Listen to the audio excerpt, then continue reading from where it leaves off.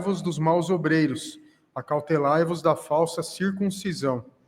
Porque nós é que somos a circuncisão, nós que adoramos a Deus no Espírito e nos gloriamos em Cristo Jesus e não confiamos na carne. Bem que eu poderia confiar também na carne. Se qualquer outro pensa que pode confiar na carne, eu ainda mais. Circuncidado ao 8º dia, da linhagem de Israel, da tribo de Benjamim, hebreu de hebreus, quanto à lei fariseu, quanto ao zelo perseguidor da igreja, quanto à justiça que há na lei irrepreensível. Mas o que para mim era lucro, isto considerei perda por causa de Cristo. Sim, deveras considero tudo como perda por causa da sublimidade do conhecimento de Cristo Jesus, meu Senhor, por amor do qual perdi todas as coisas e as considero como refúgio para ganhar a Cristo e ser achado nele, não tendo justiça própria que procede de lei, senão a que é mediante a fé em Cristo, a justiça que procede de Deus baseada na fé, para o conhecer e o poder da sua ressurreição e a comunhão dos seus sofrimentos, conformando-me com ele na sua morte, para de algum modo alcançar a ressurreição dentre os mortos. Vamos orar mais uma vez. Senhor nosso Deus, agora diante da tua palavra, para nela meditarmos, pedimos a tua orientação, que o Senhor nos direcione, nos guie, que teu Espírito ilumine nossa mente e coração, para que possamos compreender as palavras do Senhor e as apliquemos em nossa vida. Oramos assim em nome de Jesus. Amém. Meus irmãos, nós temos visto aqui na carta de Paulo aos Filipenses que o grande tema do apóstolo Paulo é acerca da alegria. Como que nós podemos nos alegrar enquanto as coisas não vão bem ao nosso redor? Como nós temos visto, a igreja de Filipos passava por perseguições, os inimigos estavam em cima da igreja, tentando trazer sofrimento aos irmãos ali, perseguindo, porque não viam razão para rejeitar a cidadania romana e abraçar uma cidadania que não trazia grandes benefícios na visão deles, mas também o apóstolo Paulo, que escreve a carta, estava preso em Roma por conta do evangelho de Cristo Jesus. Então as perseguições atingiam tanto a igreja quanto o próprio Paulo, lá em Roma. E Paulo a todo momento fala para eles acerca da alegria que há quando nós estamos em Cristo. E nós vamos ver nesta noite, a partir desse primeiro versículo, alegrai-vos no Senhor. Quais são os fundamentos? Qual é a fonte para essa verdadeira alegria? Qual é a razão que nós olhamos além das provações, além das dificuldades e podemos nos alegrar? E aqui nesse texto, Paulo vai dizer, ou vai mostrar para nós, que uma das razões que nós, pelo contrário, podemos perder a alegria é quando nós deixamos de reconhecer qual é o nosso estado diante de Deus. Quando nós olhamos para a nossa própria vida, tentamos buscar alegria pelas nossas realizações, quando nós buscamos uma religiosidade que nos dê segurança e conforto. Quando, na verdade, Paulo vai trabalhar a ideia de que em Cristo nós somos alegres, que em Cristo nós encontramos paz e segurança, e aí todas as outras coisas estão submetidas a isso. Então, como que nós podemos encontrar alegria na vida? Qual é a fonte da verdadeira alegria? Veja que o Paulo começa esse trecho dizendo quanto ao mais. Ele já demonstrou aos irmãos, os irmãos podem voltar aí nas suas Bíblias, no capítulo 1, da sua alegria em ter aquela igreja como uma apoiadora, como irmãos que caminhavam com ele nas suas lutas, no progresso do Evangelho, e da sua oração nos versículos 9 a 11, para que a igreja continuasse progredindo, continuasse crescendo. Paulo também falou aos irmãos, a partir do versículo 12, acerca das coisas que haviam acontecido na sua vida e que haviam contribuído para o Evangelho, como as suas cadeias fizeram com que toda a guarda pretoriana, toda a casa de César ouvisse a mensagem do Senhor e que de outra forma eles não teriam acesso à verdade. Paulo também diz que era motivo de alegria a sua prisão, porque mais pessoas haviam se associado à mensagem do Evangelho e agora pregavam a palavra do Senhor. Ele também, ainda no capítulo 1, expressa a sua alegria de viver pelo Senhor. Veja o versículo 21. do capítulo 1, porquanto para mim o viver é Cristo e o morrer é lucro, e a sua alegria está em poder contribuir, seja com a sua vida, seja desfrutando na morte a presença do Senhor. E então, a partir do versículo 27, ele fala aos irmãos, estejam unidos na batalha. Capítulo 2, estejam unidos na unidade de Cristo, no compartilhar da graça do Senhor. E a partir do versículo 12 ao 18, na comunhão com o Senhor, na conformação com os seus sofrimentos e também com a sua própria vontade. E no último sermão, nós vimos nos versículos 19 a 30, como há dois exemplos de Timóteo, de alguém que procurava o benefício do Evangelho de Cristo, que tinha a mente de Cristo e pregava o Evangelho, estava envolvido nas coisas do Senhor, e também Epafrodito, que havia se associado a Paulo na sua missão, havia servido o apóstolo Paulo, e agora Paulo o enviava de volta, porque ele havia adoecido e havia chegado quase à morte, para que pudesse cumprir a missão do Senhor. Então Paulo diz, dentre todas estas evidências de salvação, desta alegria que há no viver com o Senhor, eu quero ensinar para vocês mais algumas coisas.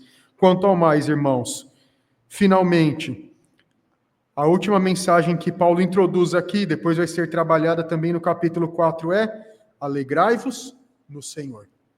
Esta é, o que nós costumamos dizer, uma ordem, é um imperativo, alegrem-se. Mas alguém poderia dizer, mas Paulo, como que nós podemos nos alegrar se as coisas não vão bem? Como nós podemos nos alegrar se parece que tudo aquilo que nós fazemos em prol do Evangelho tem trazido coisas ruins à nossa vida? Como que eu posso me alegrar se ao invés de ter dias de tranquilidade e conforto, eu tenho sido perseguido, eu tenho sido afligido pelos inimigos?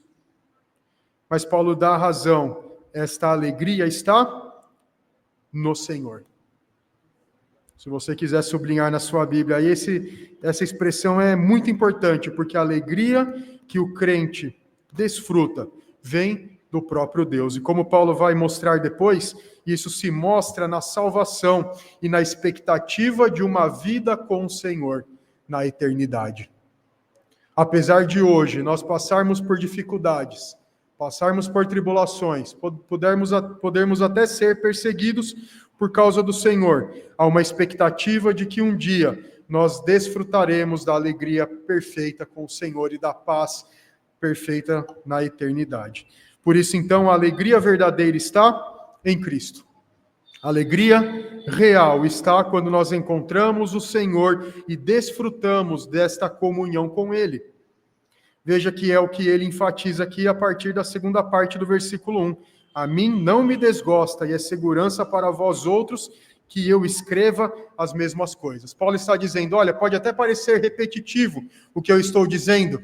Eu estou aqui enfatizando que a vida com Cristo é uma vida de alegria, de paz, de segurança, de que viver pelo Evangelho traz uma alegria que nada no mundo pode trazer. Mas eu estou repetindo para que vocês recordem, para que vocês não se esqueçam destas coisas, porque isso trará segurança. Então, quando as outras pessoas da cidade de Filipos estavam oprimindo a igreja, estavam perseguindo, eles poderiam estar alegres e encontrar a segurança no próprio Cristo, porque isto era evidência de salvação e não de condenação. As pessoas de Filipos poderiam olhar para eles e dizer, não faz sentido vocês seguirem um Cristo, não faz sentido vocês abrirem mão de tudo aquilo que a cidadania romana pode dar a vocês. Não faz sentido vocês deixarem esses benefícios sociais todos para associar-se ao Senhor.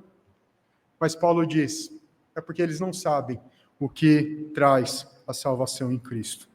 Então, o que pode roubar a alegria do cristão? O que pode tirar a nossa alegria?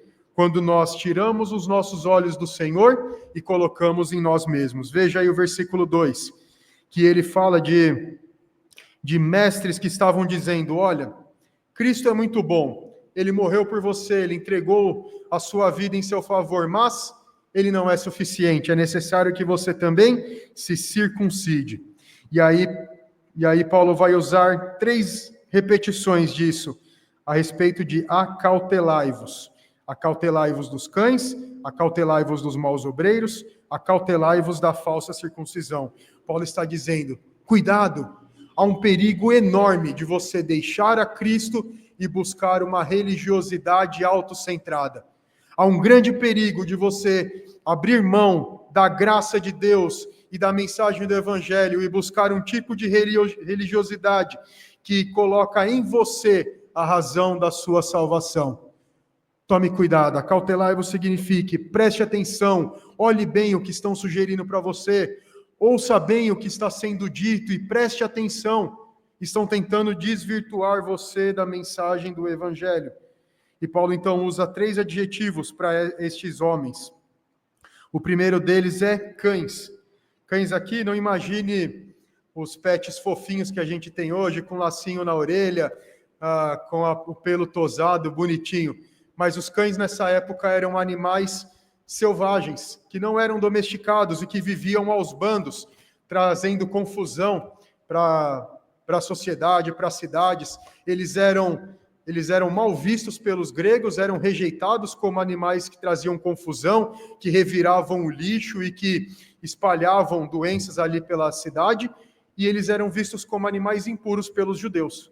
Então, quando Paulo diz, eles são como cães, eles estão revirando e fuçando o lixo para trazer a vocês não a preciosa palavra de Deus, mas para trazer uma religiosidade que nada tem a ver com o Evangelho. Está até travestido de um legalismo, de uma benfeitoria para com o Senhor, de atos de justiça, mas que nada tem a ver com isso. O segundo adjetivo que Paulo usa deles é de maus obreiros, porque os verdadeiros trabalhadores do Senhor, os verdadeiros mensageiros estavam pregando a verdade, estavam anunciando Cristo. Mas estes maus obreiros, estes maus serviçais estavam trazendo a mentira, estavam desvirtuando as pessoas do Evangelho. E a última expressão que ele usa aí é a falsa circuncisão. Lá no grego, a palavra é mutilação.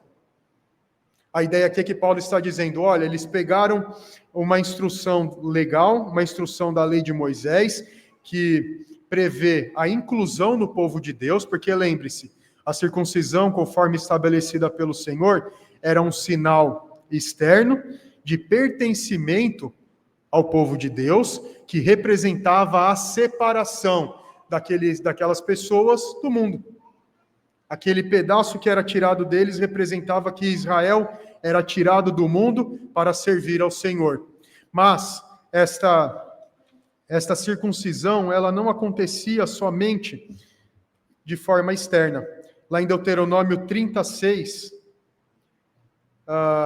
nós lemos ali, o Senhor teu Deus circuncidará o teu coração e o coração da tua descendência para amares ao Senhor teu Deus de todo o teu coração e de toda a tua alma, para que vivas.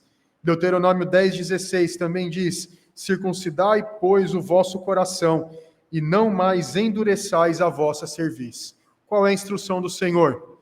A circuncisão externa deveria ser acompanhada pela circuncisão interna. Aquele que está associado pelo Senhor precisa ter um novo coração, precisa estar completamente devotado ao Senhor. Conforme Deuteronômio 6, precisa amar a Deus sobre todas as coisas. Então, a circuncisão não era simplesmente um ato externo. E dentro da religião judaica havia se transformado em algo apenas simbólico. Nesses dias aqui, nos dias que antecedem a vida de Jesus, e aqui nos dias dos pais da igreja, nós temos uma religião apenas externa. A ênfase na circuncisão, a ênfase nos dízimos, a ênfase em atos legais, não como uma manifestação do coração, mas algo para ser visto, algo para ser notado pelas pessoas. Então, esses homens aqui estavam pregando a mutilação, e por isso Paulo chama eles de falsa circuncisão ou mutilação. Eles estavam dizendo à igreja, circuncide-se para que você seja salvo. Uma mensagem que não tinha nada a ver sequer com a mensagem original transmitida pelo Senhor. É então que no versículo 3, Paulo vai dizer, não façam isso. Vocês que são gentios, são romanos, Não deem ouvidos a esses judaizantes. Esses judaizantes provavelmente eram também gentios, que haviam se circuncidado na sua idade adulta já, e estavam querendo impor sobre outras pessoas esse pesado fardo. Veja o versículo 3, o que Paulo diz. Porque nós é que somos a circuncisão, nós que adoramos a Deus no Espírito e nos gloriamos em Cristo Jesus e não confiamos na carne. Então agora ele vai contraditar essa falsa circuncisão, contraditar esses que são chamados de cães, esses maus obreiros. Ele diz aqui, nós que somos a circuncisão.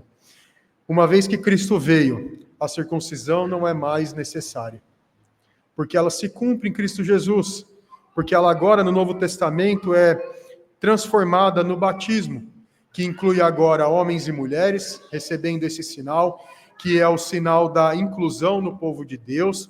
E lembre-se que o batismo ele recebe a água como sinal, como um ato de lavagem, uma demonstração do que aconteceu no nosso coração.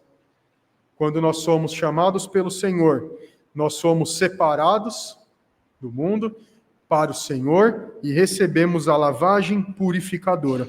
Então, quando ele fala, nós é que somos a circuncisão, nós que adoramos a Deus no Espírito, nós que fomos chamados por Ele para viver em novidade de vida, que fomos lavados e regenerados pelo Espírito Santo, que recebemos a adoção, recebemos a justificação, que fomos comprados com precioso sangue, nós fomos separados por Cristo Jesus. Primeiro, para adorar a Deus no Espírito. Lembra que Jesus disse à mulher samaritana, chegará o tempo em que nem no Monte Gerizim, nem em Jerusalém, mas os adoradores o adorarão em espírito e em verdade.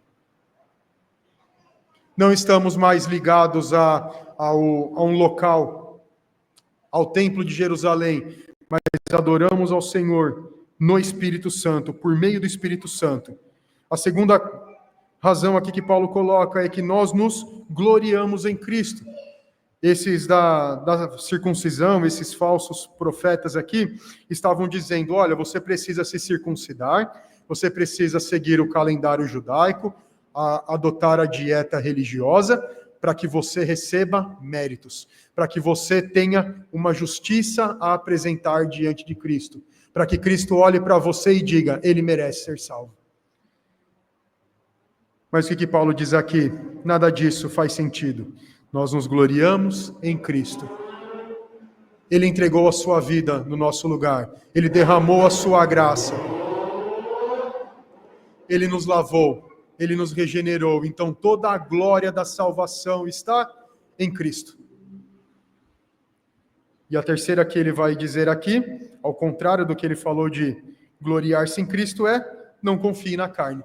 Não há nada que possamos produzir para que sejamos aceitos pelo Senhor.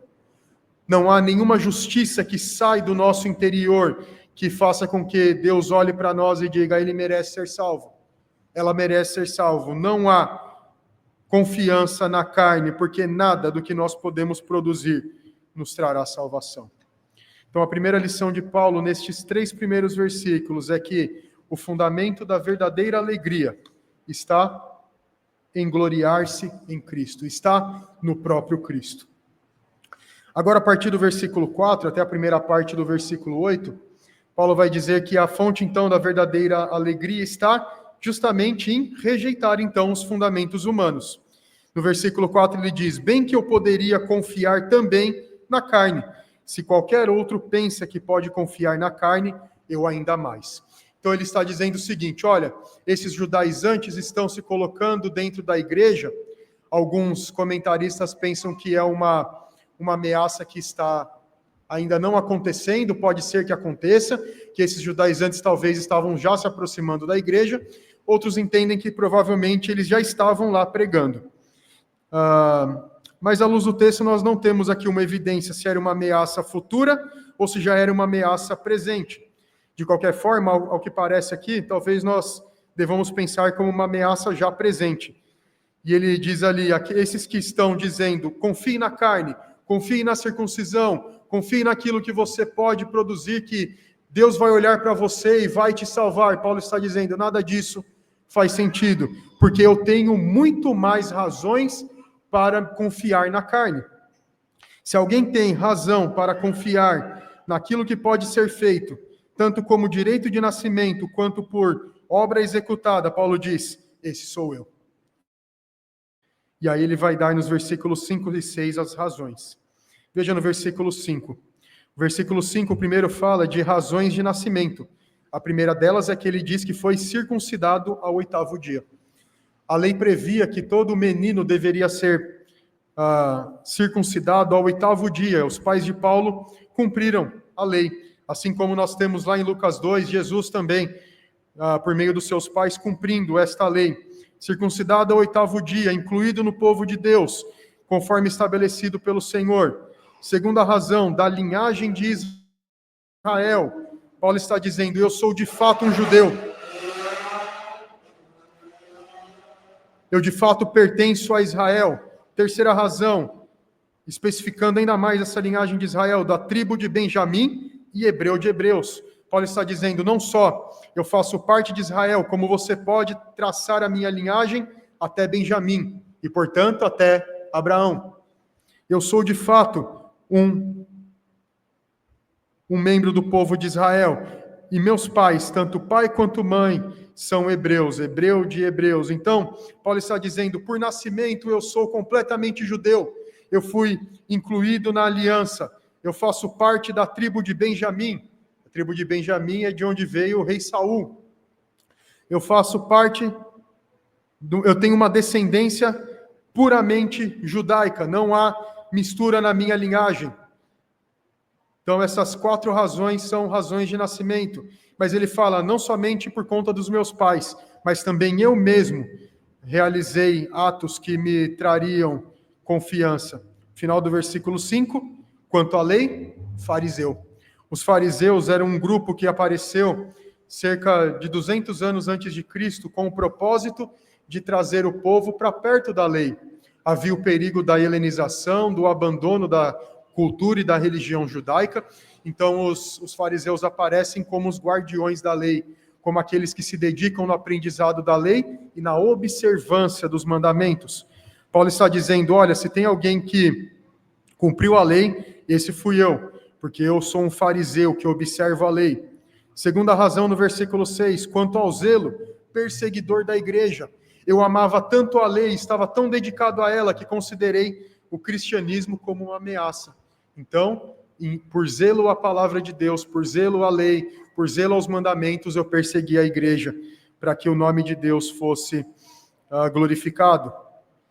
E a última razão, quanto à justiça que há na lei, irrepreensível.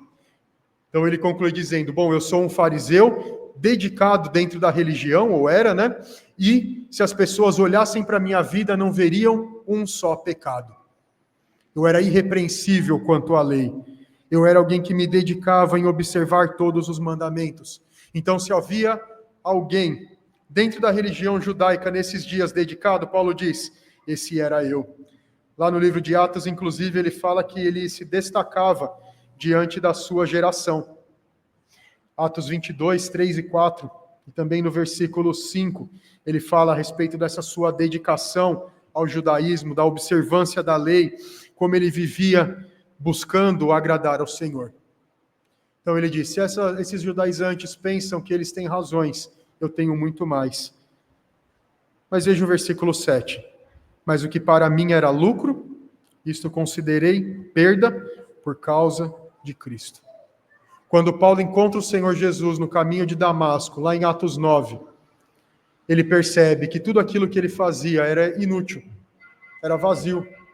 Tudo aquilo que ele estava produzindo como expectativa de ter uma justiça diante dos homens e de Deus, de encontrar a paz com o Senhor, era tudo sem razão.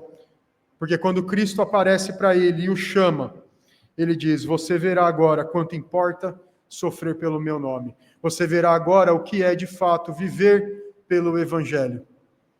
E Paulo diz, tudo aquilo que para mim trazia tanto orgulho, era motivo de tanta satisfação para mim, tudo isso se tornou como algo que não trazia mais lucro, mas que era perda. Tudo isso me afastava do Senhor. tudo isso me levava para longe. Eu imaginava que me aproximava, mas tudo isso se mostrou algo que me afastava do Senhor. Versículo 8: sim, deveras considero como perda, por causa da sublimidade do conhecimento de Cristo Jesus, meu Senhor. É claro que ter sido criado dentro da lei dava a ele o conhecimento do Senhor. Ter sido criado por pais dedicados contribuiu para a sua formação religiosa e para que ele conhecesse o Senhor. A dedicação dele para com a mensagem do Senhor, a lei de Moisés, o dava o conhecimento das profecias e do próprio Cristo. Mas ele diz, tudo isso eu considerava como motivo de orgulho. Quando eu encontrei o Senhor, eu então considerei tudo isso como perda. Tudo isso que para mim era tão importante, tão significativo, tudo isso se tornou como algo fútil. Quantas coisas, meus irmãos, nós podemos também hoje associarmos com um motivo de autoengrandecimento. Olha, eu fui criado no Evangelho, nunca me desviei, um motivo de orgulho. Olha, eu sou dedicado à obra do Senhor e não falto aos cultos. Olha, eu estou dedicado no serviço do Senhor e participo das atividades da igreja. Se tudo isso não nos levar à glorificação do nome de Deus, se torna um amuleto, se torna uma religiosidade. Deus me recebe na sua presença porque eu venho aos cultos, porque eu procuro cumprir a sua vontade, porque eu realizo atos de bondade, porque eu não sou como esses outros do lado de fora da igreja. Percebe que coisas boas que são concedidas pelo Senhor, que são fruto da salvação, podem se tornar motivos de orgulho e pedra de tropeço para nós? Quando eu me engrandeço das minhas qualificações e eu digo, eu tenho méritos para ser recebido pelo Senhor, eu estou fazendo o mesmo que esses judaizantes. Deus olhou para mim e viu toda a minha bondade. Deus olhou para mim e viu toda a minha justiça. É por isso que eu fui recebido pelos seus braços. Mas o que Paulo está dizendo aqui é justamente o contrário. Não havia razões para Deus me receber nos seus braços. Não havia razões para Deus me escolher. É puramente pela sua graça. É por isso que agora ele olha para tudo aquilo que ele havia conquistado e ele diz, tudo isso para mim é perda. Por causa da sublimidade do conhecimento de Cristo. Porque a graça de Deus se manifesta sobre a nossa vida.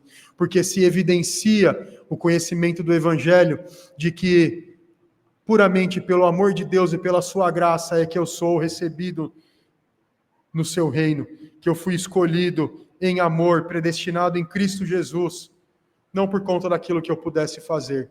Lá em Romanos 9 nós lemos como, comparando Esaú e Jacó, Paulo ali diz, não eram os gêmeos nascidos para que tivessem feito o bem e o mal e tivessem sido escolhidos, mas puramente pela graça do Senhor. Por isso então Paulo vai além.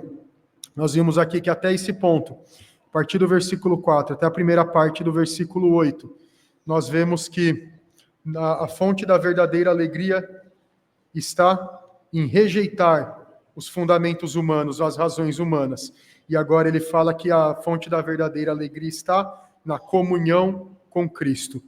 Veja que ele segue no versículo 8 dizendo, por amor do qual perdi todas as coisas e as considero como refúgio para ganhar a Cristo e ser achado nele. O que Paulo está dizendo aqui? Que quando ele encontrou Jesus Cristo no caminho de Damasco, tudo aquilo que ele considerava motivo de orgulho, motivo de uma justiça própria, e que ele entendia que Deus o havia recebido por conta delas, ele viu que tudo aquilo era perda, não era motivo de ganho, e então, por amor de Cristo, ele perdeu todas essas coisas e agora as considera como refúgio. Sabe o que significa a palavra refúgio aqui? Significa eu agora considero como lixo. Algo que eu descarto completamente porque não me faz falta nenhuma. É algo que está destinado apenas para ser jogado fora e ser consumidos por aqueles cães que eu citei lá no começo. Por amor de Cristo, eu perdi todas essas coisas. Eu joguei fora tudo o que me afasta dele, tudo o que produz um sentimento de auto-engrandecimento, de auto-justiça, de auto-salvação. Por amor de Cristo, eu abandonei isso e eu considero agora tudo isso como lixo, como refúgio. Para quê? Para que eu seja encontrado em Cristo Jesus, ser achado nele. Paulo está dizendo, não há graça em ser achado em mim mesmo. A autojustiça me isola do Senhor, me afasta da verdade, me afasta do bendito Senhor. Não me aproxima do Cristo de Deus, não me aproxima do reino de Deus, mas me afasta. Porque ao olhar para mim, olhar para as minhas próprias prerrogativas, eu estou deixando o Senhor de lado. Mas quando eu considero tudo como perda, eu sou achado em Cristo. Eu sou achado nele. Eu estou nele.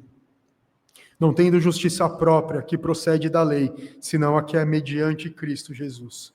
Alguém que procura viver pela lei não encontrará a verdadeira justiça, porque em algum ponto da lei tropeçará. E a Bíblia diz que se nós tropeçarmos em um pequenino ponto da lei, nós somos culpados de quebrá-la toda. Então quem procura viver pela lei, ser achado justo diante de Deus por causa de si mesmo, não conseguirá isto. É por isso que Paulo diz que a lei serviu como um aio, como um pedagogo, um professor que nos conduz a Cristo. Porque quando eu olho para a lei, vejo a sua justiça, vejo a sua santidade, vejo claramente Deus manifestado nela. A única coisa que eu consigo olhar é eu não consigo cumpri-la. Eu preciso que alguém faça algo por mim.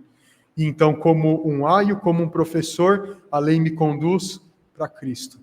Aquele que viveu perfeitamente, aquele que conseguiu cumprir a lei, pôde cumprir a lei, que resistiu à tentação no deserto, que foi obediente ao Pai, e que o próprio Paulo fala aqui que foi obediente até a morte e morte de cruz. E que por meio dessa sua justiça, eu agora sou justo diante de Deus. É por isso que Paulo diz, tudo isso que eu produzi, para mim é perda, para mim é refúgio, porque nada disso produz a verdadeira justiça. Pelo contrário, os meus fracos atos me afastam do Senhor. E por isso que eu considerei tudo como perda, para que eu pudesse perder as minhas prerrogativas, perder aquilo que eu fiz, para que eu pudesse ganhar a Cristo e fosse achado nele. Para que diante do tribunal de Deus eu me apresentasse e eu fosse declarado justo por causa de Cristo, para que o Pai olhasse para mim e não visse a mim mesmo, para que visse Cristo Jesus refletido em mim. Ser achado nele, não tendo justiça própria, que procede da lei, senão a que é mediante a fé em Cristo Jesus. E como que nós nos apropriamos dessa justiça de Cristo? Por meio da fé. A fé não é a razão pela qual nós recebemos a justiça de Cristo, mas ela é o instrumento, ela é o meio pelo qual nós recebemos. Em Efésios 2, versículos 8 e 9, nos diz que porque pela graça sois salvos por meio da fé. E isso não vem de vós, é dom de Deus, não de obras, para que ninguém se glorie. Então, a graça de Deus é derramada sobre nós para que nós sejamos salvos. A fé é o instrumento de apropriação. A ideia aqui é, por exemplo, a boca como instrumento de alimentação. Não é a boca que nos alimenta e que sacia a nossa fome, ela é o meio. Ela é o instrumento para que isso aconteça. Então, a fé é o meio que Deus usa para que nós recebamos a mensagem do Evangelho como sendo verdadeira.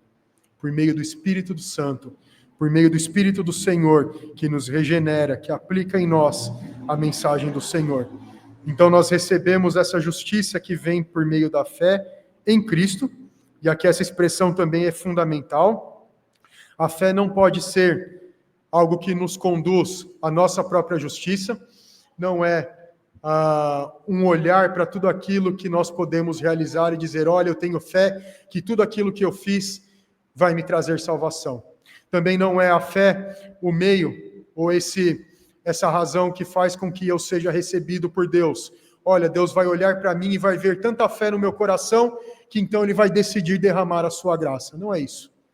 A graça já foi efetuada, já fui regenerado, já recebi do Senhor a transformação, então agora eu tenho fé no meu coração para receber tudo isso como tendo sido feito por mim, para crer no Senhor Jesus.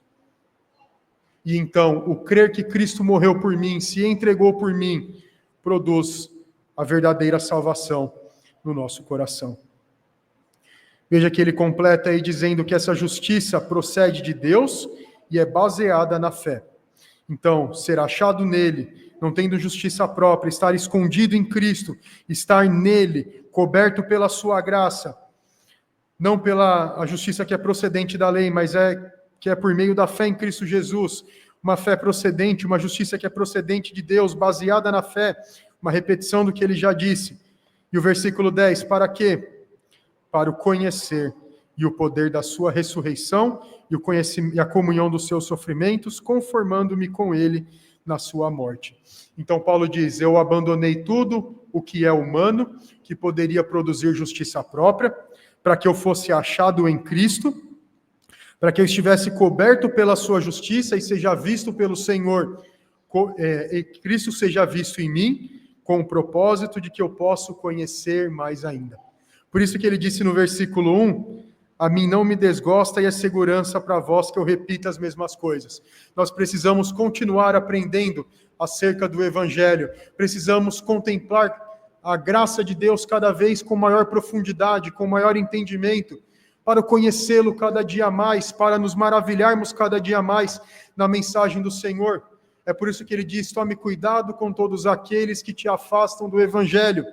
Pelo contrário, esteja em Cristo, seja achado em Cristo, conheça mais a verdade, conheça mais a graça de Deus, o que é a sua justiça derramada sobre nós, adquira mais fé, busque mais o Senhor, conheça-o mais para que você conheça mais ainda o poder da sua ressurreição, para que você conheça mais da comunhão com Ele nos seus sofrimentos, para que você pareça mais com Ele a cada dia. Veja como esse versículo 10 fala de uma comunhão bendita e perfeita com o Senhor. O conhecimento de Deus nos coloca cada vez mais na confiança com o Senhor, nos coloca cada vez mais em comunhão com Ele. Quanto mais nós conhecemos do poder do Senhor, conhecemos mais o Senhor, nós conhecemos mais do poder da sua ressurreição, que essa ressurreição nos leva para morar com Ele, para nos dar a nova vida, para nos transformar segundo a sua graça. Ele venceu a morte com poder e grande glória, ele venceu todos os inimigos e por isso ele está sentado no trono da graça. Que poder é esse? É um poder que vai nos levar para habitar com Ele para todo sempre, porque a morte não tem poder sobre Cristo. Onde está a morte, a tua vitória? Onde está a morte, o poder de ferir as pessoas?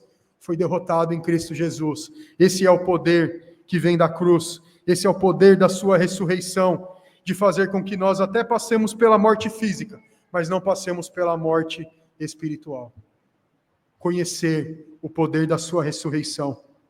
Conhecer que poder é esse. E mais, Paulo diz, para que vocês também tenham comunhão nos seus sofrimentos. Conheça mais ao Senhor para que você compreenda que as perseguições motivadas pela sua fidelidade ao Senhor representa a comunhão nos seus sofrimentos. Paulo disse a Timóteo que era necessário completar o que resta das aflições de Cristo. Isso não significa que foi insuficiente o sofrimento de Jesus, que a sua obra foi incompleta, mas, pelo contrário, todos aqueles que estão associados a Ele passarão pelas mesmas provações. Também serão perseguidos, também padecerão pelo nome de Cristo. E Paulo já disse anteriormente que ele próprio estava passando por isso. Ele também reconheceu que os filipenses passavam pelo mesmo sofrimento, estavam em comunhão com o Senhor. Mas nesse alerta a tomar cuidado com a falsa circuncisão, ele está dizendo, tomem cuidado, para que vocês não abandonem a Cristo Jesus, rejeitem o Evangelho, procurem uma justiça própria e deixem de o conhecer, deixem de reconhecer o seu poder, deixem de comungar com ele nos seus sofrimentos. Mas pelo contrário, que vocês aprendam mais sobre isso, e o final do versículo 10 diz que vocês se tornem mais parecidos com Ele, conformando-se com Ele na sua morte. Se com Ele morremos, com Ele também ressuscitaremos. Esse é o poder da ressurreição de Cristo. Morremos com Ele. Nosso velho homem foi destruído. ainda luta dentro do nosso interior, mas já foi derrotado, e por isso nós podemos vencer as tentações. E a expectativa final de Paulo é que toda esta comunhão com o Senhor, ser achado nele, conhecê-lo mais, desfrutar da comunhão dos seus sofrimentos, receber as bênçãos das regiões celestes, desfrutar nesta vida da comunhão com o Senhor, redundará numa salvação final.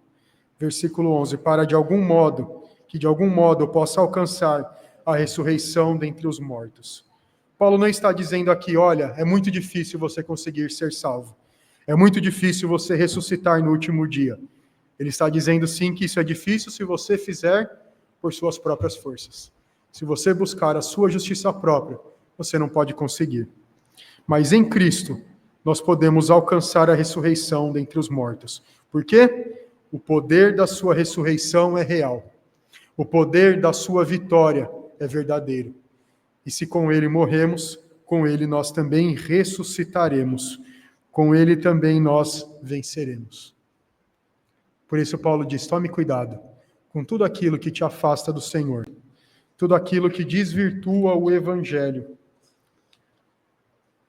Essas coisas vão vir travestidas de uma pretensa religiosidade, de uma manifestação de justiça. Olha, você precisa cumprir a vontade de Deus, você precisa fazer aquilo que o Senhor requer. Isso é verdade. Mas o propósito para essas pessoas é a salvação conquistada por mim mesmo. Paulo está dizendo, lembre-se que a graça de Deus é soberana. Lembre-se que a raiz da verdadeira alegria está em ser achado em Cristo. É por isso que o conceito bíblico de alegria não está ligado às circunstâncias. No capítulo 4, Paulo vai dizer de novo, alegrai-vos sempre no Senhor. Vou repetir de novo, alegrai-vos no Senhor. Porque a razão pela qual nós nos alegramos é a salvação conquistada em Cristo. É a comunhão com Ele. É o ser achado nele. É o desfrutar da sua graça, da sua justiça, da sua bondade todos os dias. É perder aquilo que parece mais precioso para mim, para que eu possa ser achado nele. Para que eu possa ser encontrado debaixo dos seus braços. Para que eu seja unido a ele. Essa é a razão da verdadeira alegria. Alegrai-vos no Senhor. Rejeite tudo aquilo que te afasta do Senhor e encontre em Cristo a verdadeira alegria. Se nós olharmos para as circunstâncias ao nosso redor, nós ficaremos tristes, angustiados. Se nós olharmos para a nossa capacidade de conquistar a segurança e a alegria da salvação, nós nos frustraremos. Porque nós somos fracos, facilmente tropeçamos. Mas a alegria verdadeira vem quando nós recordamos que, estando em Cristo, a salvação é real e verdadeira. Então, a alegria está na salvação e de que nós já desfrutamos nesse mundo da companhia do Senhor e desfrutaremos de forma muito maior e mais ampla na eternidade, quando nós estivermos ali ressuscitados juntamente com Cristo. Então, que o Senhor nos ajude a encontrarmos a fonte da verdadeira alegria. Como nós vimos, a fonte da verdadeira alegria está em gloriar-se em Cristo, rejeitar os fundamentos humanos e na comunhão com Cristo ressurreto. Nele, por meio dele e para ele são todas as coisas. A glória seja a ele eternamente. Amém. Vamos orar pedindo ao Senhor que nos ajude nesse propósito.